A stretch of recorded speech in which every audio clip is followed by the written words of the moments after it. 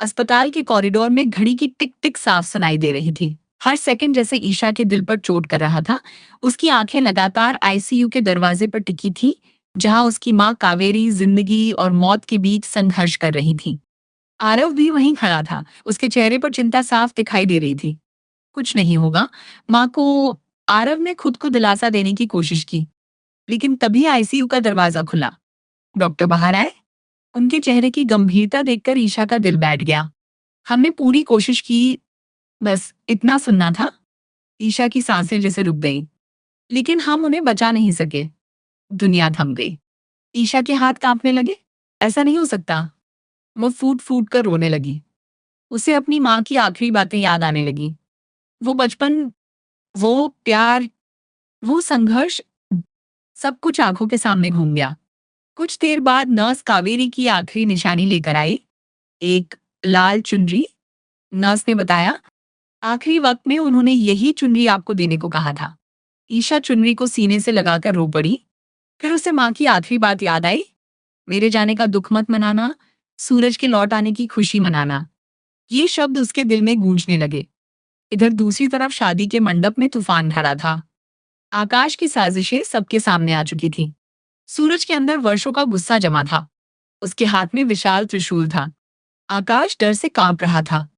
आज तेरे सारे पापों का हिसाब होगा। सूरज गरजा।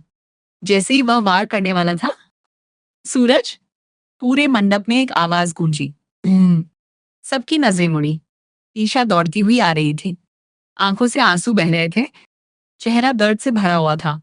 सूरज उसे देखकर घबरा गया। ईशा जी, क्या हुआ? तभी आरव आगे आया। उसकी आंखें भी नम थीं। माँ अब इस दुनिया में नहीं रही। त्रिशूल सूरज के हाथ से छूट गया। धड़ाम। पूरा मंडप सन्न रह गया। कुछ सेकंड तक कोई कुछ नहीं बोला। फिर ईशा ने लाल चुनरी सूरज की तरफ बढ़ाई। माँ की आखिरी इच्छा थी कि मैं तुम्हारे लौट आने की खुशी मनाऊं। सूरज की आंखें भी भर आईं। वह धीरे से चुनरी लेता है, फिर उसे अपने और ईशा के ऊपर ओढ़ लेता है। सारी दुनिया जैसे गायब हो जाती है। उस चुनरी की ओट में वह पहली बार ईशा को अपने सीने से लगा लेता है।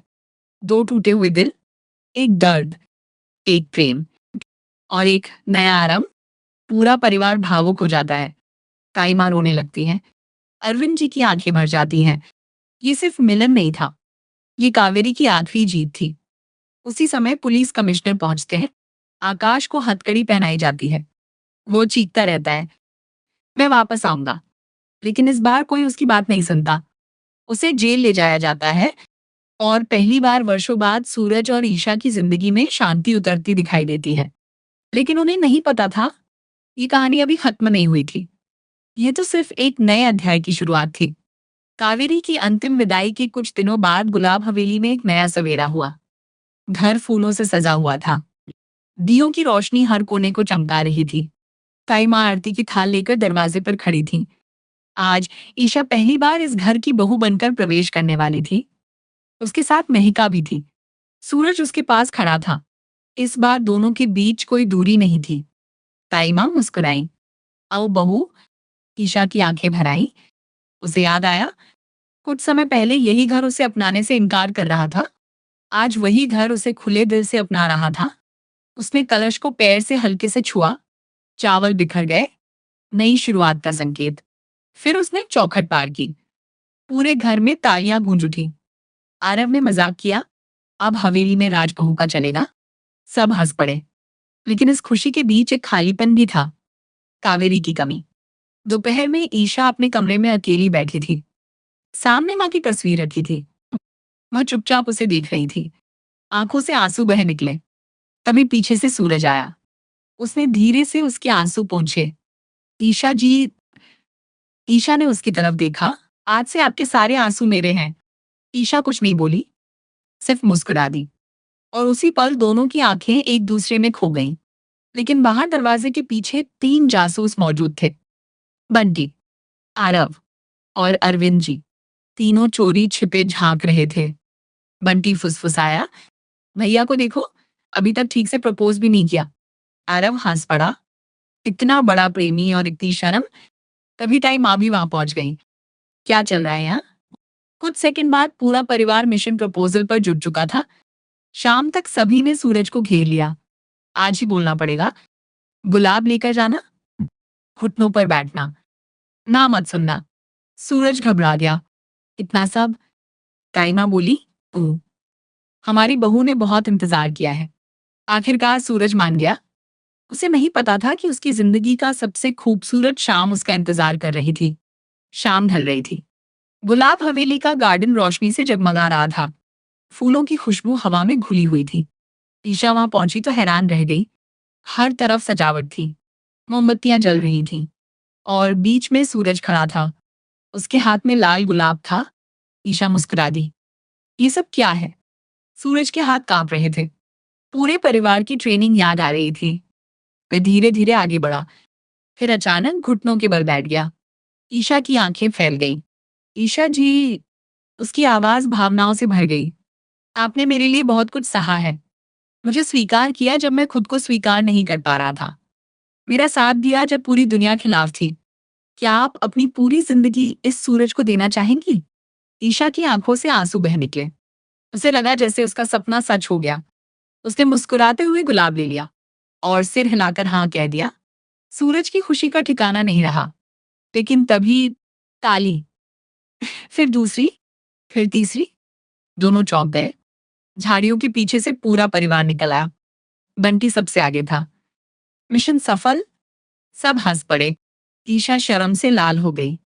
ताइमा बोली, इतना प्यारा प्रपोजल हमने पहली बार देखा। उस रात पूरे घर में जश्न मनाया गया। लेकिन दूर जेल की कोठरी में बैठा आकाश यह खबर सुन रहा था। उसकी आंखों में नफरत जल रही थी। ये खुशी ज्यादा दिन नहीं टिकेगी। उसने मुट्ठी भींच ली और वहीं से उसने अपनी अगली साजिश की शुरुआत कर दी। कुछ दिन बाद ताई माँ ने सत्यनारायण भगवान की भव्य पूजा रखवाई। पूरा घर फूलों से सजाया गया। गांव के लोग भी आमंत्रित थे। पंडित जी मंत्र पढ़ रहे थे। सूरज और ईशा साथ बैठे थे। दोनों के चेहरे पर संतोष था। पूजा समाप्त होने के बाद पंडित जी ने कहा, इन दोनों की जोड़ी भगवान ने स्वयं बनाई है। ये सुनकर आई माँ के मन में अचानक विचार आया। वह उठ खड़ी हुई। अगर भगवान की इच्छा यही है तो क्यों ना आज ही इनका विवाह पूरे रीति रिवाज से करवा दिया जाए। सभी हैरान रह गए। कुछ सेकंड तक सन्नाटा छाया रहा। फिर पूरा परिवार खुशी से झूम उठा। सूरज और ईशा ने एक दूसरे को देखा। दोनों की आंखों में वही सवाल था, क्या सच में? क्या आखिरकार ये दिन आ गया? कुछ ही देर में मंडप सज गया। शहनाइयां बजने लगी। फूलों की बारिश होने लगी। सूरज ने ईशा के गले में वरमाला डाली। ईशा मुस्कुराई। फिर 7 फेरे शुरू हुए। हर फेरे के साथ एक नया वचन, एक नया सपना, एक नई जिम्मेदारी। जब सूरज ने ईशा की मांग में सिंदूर भरा तब ताई माँ की आंखों से खुशी के आंसू बह निकले। अब हमारा परिवार पूरा हो गया। शादी के बाद पहली बार ईशा ने बहू बनकर चौखट पार की। पूरा घर खुशी से भर गया। लेकिन उसी समय जेल में बैठा आकाश शादी की तस्वीरें देख रहा था। उसकी आंखें खून से भर गईं। उसने फोन उठाया। अब खेल शुरू होगा और यहीं से नई मुसीबत जन्म लेने वाली थी। क्या प्यार की जीत के बाद सचमुच कहानी खत्म हो जाती है? नहीं, असल परीक्षा तो उसके बाद शुरू होती है। सूरज और ईशा अपनी नई जिंदगी में खुश थे। सुबह की चाय साथ, परिवार के साथ हंसी मजाक, भविष्य के सपने, सब कुछ बिल्कुल सही लग रहा था। लेकिन दूसरी तरफ आकाश चैन से नहीं बैठा था। उसने जेल के अंदर से अपने लोगों को सक्रिय कर दिया। उसकी पहली योजना थी सूरज और ईशा के रिश्ते पर सवाल खड़े करना। कुछ दिनों बाद हवेली में एक अजनबी वकील पहुंचा। उसके हाथ में कुछ दस्तावेज थे। ये शादी कानूनी नहीं है। पूरे घर में सन्नाटा छा गया। ताई माँ घबरा गई। ईशा का चेहरा उतर गया। लेकिन सूरज शांत रहा। उसने कागज ध्यान से देखे, फिर मुस्कुराया। बहुत अच्छी नकल है। वकील चौंक गया। कुछ ही मिनटों में सूरज ने सारे दस्तावेजों की सच्चाई सामने ला दी। वे नकली थे और उनके पीछे आकाश का हाथ था। परिवार राहत की सांस लेने लगा। लेकिन ये सिर्फ शुरुआत थी। कुछ दिनों बाद रात में सूरज पर हमला हुआ। 4 गुंडों ने रास्ता रोक लिया। बहुत हीरो बनता है। उन्होंने हमला कर दिया। लेकिन सूरज तैयार था। जबरदस्त लड़ाई हुई। आखिरकार सभी गुंडे पकड़े गए। पुलिस पूछताछ में उन्होंने कबूल कर लिया, हमें गुलाब सिंह ने भेजा था। ये नाम सुनकर सब चौंक गए। गुलाब सिंह, वह आदमी जिसके बारे में सब सोचते थे कि अब वो शांत है, लेकिन असल में वह पर्दे के पीछे नया खेल खेल रहा था। उधर ईशा डर गई। उसे पहली बार महसूस हुआ कि खतरा अभी खत्म नहीं हुआ। रात को उसने सूरज से कहा, अगर तुम्हें कुछ हो गया तो? सूरज मुस्कुराया, जब तक तुम साथ हो मुझे कुछ नहीं होगा। ईशा ने उसका हाथ कसकर पकड़ लिया। उसे महसूस हुआ कि यह लड़ाई अब सिर्फ सूरज की नहीं थी, ये दोनों की लड़ाई थी। और आने वाले दिनों में उन्हें ऐसे रहस्यों का सामना करना था जो पूरे परिवार की किस्मत बदल देने वाले थे। क्या होगा जब परिवार का सबसे बड़ा दुश्मन कोई बाहर वाला नहीं, बल्कि वर्षों से सबके सामने सम्मान का मुखौटा पहनकर घूम रहा इंसान निकले? गुलाब हवेली में सब कुछ सामान्य दिखाई दे रहा था, लेकिन सूरज के मन में लगातार एक सवाल घूम रहा था। आखिर गुलाब सिंह बार बार उनके पीछे क्यों पड़ा हुआ था? सिर्फ दुश्मनी, या इसके पीछे कोई बड़ा राज छिपा था? उसी रात सूरज अपने कमरे में पुराने दस्तावेज देख रहा था। तभी उसे एक फाइल मिली जो कभी उसके पिता ने छिपा कर रखी थी। फाइल पर लिखा था, गुलाब सिंह गोपनीय। अ, सूरज का दिल तेज से धड़कने लगा। उसने फाइल खोली। अंदर कई तस्वीरें, बैंक रिकॉर्ड और कुछ पुराने कागज थे। जैसे जैसे वह पढ़ता गया, उसके पैरों तले जमीन खिसकती चली गई। उसे पता चला कि गुलाब सिंह वर्षों से जमीन हड़पने, अवैध कारोबार और कई निर्दोष लोगों को धमकाने जैसे अपराधों में शामिल रहा था। लेकिन हर बार वह कानून से बच निकलता था। क्यों? क्योंकि उसके पास ताकत, पैसा और डर का साम्राज्य था। अगली सुबह सूरज ने ये बात ईशा को बताई। ईशा भी हैरान रह गई। तो इसका मतलब इतने सालों से वो सबको धोखा दे रहा था? सूरज ने सिर हिलाया। और शायद हमारे परिवार के साथ जो कुछ हुआ उसके पीछे भी वही है। उसी समय आरव कमरे में आया। जब उसे सच्चाई पता चली तो वो गुस्से से भर उठा। अब उसे छोड़ना नहीं चाहिए। लेकिन सूरज जल्दबाजी नहीं करना चाहता था। हमें सबूत चाहिए। उस दिन से एक खतरनाक मिशन शुरू हुआ। सूरज, ईशा और आरव गुप्त रूप से सबूत जुटाने लगे। कई दिनों तक उन्होंने गुलाब सिंह के लोगों पर नजर रखी। एक रात उन्हें खबर मिली कि शहर के बाहर एक पुरानी फैक्ट्री में गुलाब सिंह की गुप्त बैठक होने वाली है। सूरज वहां पहुंचा। अंधेरी रात थी। बारिश शुरू हो चुकी थी। वह छिपकर पूरी बातचीत रिकॉर्ड करने लगा। और तभी उसे सबसे बड़ा झटका लगा। गुलाब सिंह अपने आदमियों से कह रहा था, अगर सूरज जिंदा रहा तो हम सब जेल में होंगे। किसी भी कीमत पर उसे रोकना होगा। यह सुनते ही सूरज समझ गया कि मामला कितना गंभीर है। लेकिन तभी उसके पैर के नीचे लकड़ी टूट गई। आवाज गूंज गई। सभी गुंडे सतर्क हो गए। कौन है वहां? सूरज तेजी से भागा। गुंडे उसके पीछे दौड़ पड़े। बारिश में शुरू हुई ये पीछा करने की घटना किसी फिल्मी सीन से कम नहीं थी। आखिरकार सूरज किसी तरह बचकर निकल गया। लेकिन अब उसके पास वो रिकॉर्डिंग थी जो गुलाब सिंह की पूरी दुनिया तबाह कर सकती थी। घर पहुंचकर उसने सबूत परिवार को दिखाए। ताई माँ की आंखें भर आईं। हम इतने साल गलत इंसान पर भरोसा करते रहे। साला। ईशा ने उनका हाथ थाम लिया। अब सच सामने आएगा। लेकिन किसी को नहीं पता था कि सच सामने आने से पहले दुश्मन एक और खतरनाक चाल चलने वाला था। और इस बार निशाना सूरज नहीं, ईशा बनने वाली थी। अगर किसी की सबसे बड़ी ताकत उसका प्यार हो, तो दुश्मन सबसे पहले उसी पर वार करता है। गुलाब सिंह अब बुरी तरह घबरा चुका था। उसे समझ आ गया था कि सूरज के पास ऐसे सबूत हैं जो उसकी पूरी जिंदगी बर्बाद कर सकते हैं। इसलिए उसने फैसला किया, सूरज को नहीं, उसकी कमजोरी को निशाना बनाया जाएगा। और वह कमजोरी थी ईशा। एक शाम ईशा गांव के मंदिर गई। उस दिन उसके मन में अजीब बेचैनी थी। उसने भगवान के सामने हाथ जोड़कर प्रार्थना की, मेरे परिवार को सुरक्षित रखना। उसे नहीं पता था कि मंदिर के बाहर कुछ लोग पहले से उसका इंतजार कर रहे थे। वे गुलाब सिंह के गुंडे थे। जैसे ही ईशा मंदिर से बाहर निकली, एक काली गाड़ी उसके पास आकर रुकी। कुछ आदमी बाहर निकले। उन्होंने उसे जबरदस्ती पकड़ने की कोशिश की। लेकिन ईशा डरने वालों में से नहीं थी। उसने पूरी ताकत से विरोध किया। बचाओ। उसकी आवाज दूर तक गूंज गई। एक गुंडे ने उसका हाथ पकड़ लिया। दूसरे ने उसे गाड़ी में धकेलने की कोशिश की। लेकिन तभी एक तेज आवाज सुनाई दी, हिम्मत कैसे हुई मेरी पत्नी को छूने की? सूरज वहां पहुंच चुका था। उसकी आंखों में गुस्सा साफ दिखाई दे रहा था। इसके बाद शुरू हुई जबरदस्त लड़ाई। एक एक करके गुंडे जमीन पर गिरते गए। कुछ भागने लगे। लेकिन इस बार सूरज ने किसी को नहीं छोड़ा। पुलिस भी मौके पर पहुंच गई। कई लोग गिरफ्तार हो गए। पूछताछ शुरू हुई। और फिर वही नाम सामने आया, गुलाब सिंह। जब ये खबर हवेली पहुंची, पूरा परिवार सन्न रह गया। ताई माँ ने ईशा को गले लगा लिया। अगर आज कुछ हो जाता तो? ईशा की आंखें भर आईं। उसे पहली बार महसूस हुआ कि खतरा कितना बड़ा है। उस रात वो सो नहीं सकी। सूरज उसके पास बैठा रहा। डर लग रहा है? ईशा ने धीमे से सिर हिलाया। सूरज मुस्कुराया। जब तक मैं हूं, कोई तुम्हारा कुछ नहीं बिगाड़ सकता। ईशा ने उसका हाथ पकड़ लिया। लेकिन उसी समय शहर के एक गुप्त ठिकाने में गुलाब सिंह बेहद गुस्से में था। उसकी योजना नाकाम हो चुकी थी। उसने मेज पर मुक्का मारा। अब आखिरी बार करना पड़ेगा। उसके चेहरे पर खतरनाक मुस्कान उभरी। और दूसरी तरफ जेल में बैठा आकाश भी कुछ ऐसा प्लान बना रहा था जो सभी को हिला देने वाला था। दो दुश्मन, एक लक्ष्य। सूरज और ईशा की खुशियों का अंत। तूफान अब पहले से कहीं ज्यादा करीब था। क्या सलाखों के पीछे बैठा इंसान भी किसी की जिंदगी तबाह कर सकता है? आकाश जेल में था, लेकिन उसकी नफरत आज भी आजाद थी। हर दिन वह सूरज और ईशा की खुशियों की खबरें सुनता, और हर खबर उसके अंदर आग लगा देती। एक दिन उसका पुराना साथी उससे मिलने आया। दोनों की मुलाकात जेल के विजिटर रूम में हुई।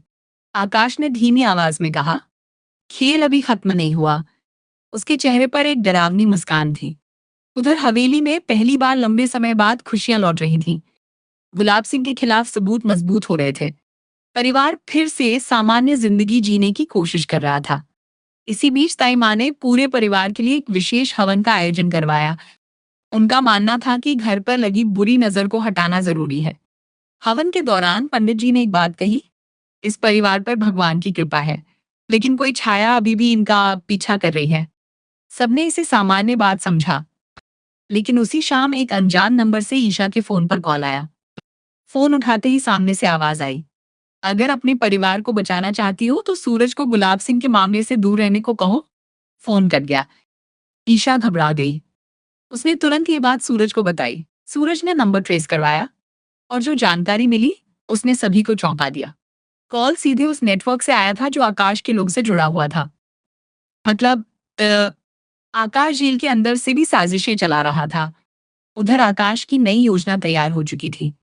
उसने नकली गवाहों का इंतजाम किया, झूठे सबूत तैयार करवाए, और कोशिश शुरू कर दी कि सूरज को कानूनी मामलों में फंसा दिया जाए। कुछ दिनों बाद पुलिस अचानक हवेली पहुंची। उनके पास एक शिकायत थी। शिकायत में दावा किया गया था कि सूरज ने कुछ लोगों को धमकाया है। परिवार हैरान रह गया। ताई माँ को विश्वास ही नहीं हुआ। लेकिन सूरज समझ गया, यह आकाश का काम है। सौभाग्य से इस बार भी सच सामने आने में ज्यादा समय नहीं लगा। सीसीटीवी फुटेज और गवाहों ने साबित कर दिया कि शिकायत पूरी तरह झूठी थी। आकाश की एक और चाल नाकाम हो गई। लेकिन सूरज समझ चुका था कि दुश्मन अभी हार मानने वाला नहीं है। उसी रात वो हवेली की छत पर खड़ा आसमान देख रहा था। ईशा उसके पास आई। क्या सोच रहे हो? Where ready. सूरज ने गहरी सांस ली। लड़ाई खत्म होने का नाम नहीं ले रही। ईशा मुस्कुराई। लेकिन हम भी हार नहीं मानेंगे। दोनों ने एक दूसरे का हाथ थाम लिया। उन्हें नहीं पता था कि आने वाले दिनों में उनकी जिंदगी में एक ऐसी खुशखबरी आने वाली है जो पूरे परिवार की दुनिया बदल देगी। लेकिन उसी खुशखबरी के साथ एक नया खतरा भी जन्म लेने वाला था। और वह खतरा पहले के हर तूफान से ज्यादा बड़ा साबित होने वाला था। क्या कई तूफानों से गुजर चुके दो दिलों की जिंदगी में आखिरकार वह पल आ सकता है जब हर दर्द खुशी में बदल जाए? गुलाब हवेली में अब धीरे धीरे शांति लौट रही थी। गुलाब सिंह के खिलाफ जांच आगे बढ़ रही थी। आकाश की चालें बार बार नाकाम हो रही थी। और सबसे बड़ी बात, सूरज और ईशा अब पहली बार बिना किसी डर के अपनी जिंदगी जीने की कोशिश कर रहे थे। लेकिन किस्मत उनके लिए एक ऐसी खबर लेकर आ रही थी जो पूरे परिवार की दुनिया बदल देने वाली थी। एक सुबह ईशा को अचानक चक्कर आने लगे। वह रसोई में ताई माँ की मदद कर रही थी। तभी उसकी आंखों के सामने अंधेरा छा गया। ताई माँ तुरंत घबरा गई। अरे बहू, क्या हुआ? सूरज दौड़ कर आया। ईशा जी। कुछ देर बाद डॉक्टर को बुलाया गया। डॉक्टर ने जांच की और मुस्कुराने लगे। उनकी मुस्कान देखकर सबकी धड़कनें तेज हो गईं। डॉक्टर साहब, सब ठीक तो है? सूरज ने पूछा। डॉक्टर ने रिपोर्ट आगे बढ़ाई। बधाई हो। पूरा कमरा शांत हो गया। आप पिता बनने वाले हैं? कुछ सेकंड तक किसी को विश्वास ही नहीं हुआ। सबसे पहले ताई माँ की आंखों से खुशी के आंसू बह निकले। सच? डॉक्टर मुस्कुराए। जी हाँ। ईशा की आंखें भर आईं। सूरज जैसे पत्थर का हो गया था। वह रिपोर्ट को बार बार देख रहा था। फिर धीरे धीरे उसकी आंखों में आंसू आ गए। उसे अपने जीवन का पूरा सफर याद आने लगा। वह समय जब उसने ब्रह्मचर्य का संकल्प लिया था। वह समय जब उसे लगा था कि उसके जीवन में कभी परिवार नहीं होगा। और आज भगवान उसे पिता बनने का सौभाग्य दे रहे थे। ईशा ने उसका हाथ थाम लिया। खुश नहीं है? सूरज मुस्कुराया। इतना खुश हूं कि शब्द नहीं मिल रहे। पूरा परिवार जश्न में डूब गया। आरव सबसे पहले मिठाई लेकर आया। बंटी पूरे गांव में खबर फैलाने निकल पड़ा। मेघा खुशी से नाचने लगी। ताई माँ बार बार भगवान को धन्यवाद दे रही थी। उस रात हवेली में छोटा सा उत्सव रखा गया। सभी लोग ईशा और सूरज को बधाइयां दे रहे थे। लेकिन सबसे भावुक पल तब आया जब सूरज अकेले मंदिर में गया। वह भगवान के सामने बैठ गया। उसकी आंखें नम थी। मैंने कभी नहीं सोचा था कि मेरी जिंदगी मुझे इतना सब कुछ देगी। पहले ईशा मिली, फिर परिवार, और अब मेरा बच्चा। उसे लगा जैसे वर्षों की तपस्या का फल उसे मिल गया हो। अगले दिन ताई माँ ने एक और फैसला लिया। उन्होंने कहा, इस खुशखबरी के बाद सूरज और ईशा को गांव के प्राचीन मंदिर में विशेष पूजा के लिए जाना होगा। ये वही मंदिर था जहां परिवार पीढ़ियों से शुभ अवसरों पर जाता आया था। सभी तैयारियां शुरू हो गईं। लेकिन खुशियों के इस माहौल के बीच एक ऐसी खबर आई जिसने सबको चिंतित कर दिया। जेल से खबर आई कि आकाश बेहद बेचैन हो चुका है। वह लगातार किसी से गुप्त मुलाकातें कर रहा है और उसके व्यवहार में अचानक बदलाव आया है। सूरज ने ये बात सुनी लेकिन ज्यादा ध्यान नहीं दिया। उसे लगा कि अब आकाश कुछ नहीं कर पाएगा। लेकिन उसे नहीं पता था, आकाश अपनी जिंदगी की सबसे खतरनाक योजना बना चुका था। और इस बार उसका निशाना सिर्फ सूरज या ईशा नहीं था। उसकी नजर उस आने वाली खुशी पर भी थी जो अभी दुनिया में आई तक नहीं थी। अध्याय का अंत एक खूबसूरत दृश्य के साथ होता है। रात का समय, हवेली की छत, आसमान में चमकते तारे, सूरज और ईशा साथ खड़े हैं। सूरज अपना हाथ ईशा के पेट पर रखता है। मैं वादा करता हूँ, जो प्यार मुझे नहीं मिला उससे कहीं ज्यादा प्यार मैं अपने बच्चे को दूंगा। ईशा मुस्कुराती है। लेकिन दूर कहीं एक अंधेरे कमरे में बैठा आकाश उनकी तस्वीर को घूर रहा होता है और उसके होंठों पर एक खतरनाक मुस्कान उभर रही होती है। क्या होता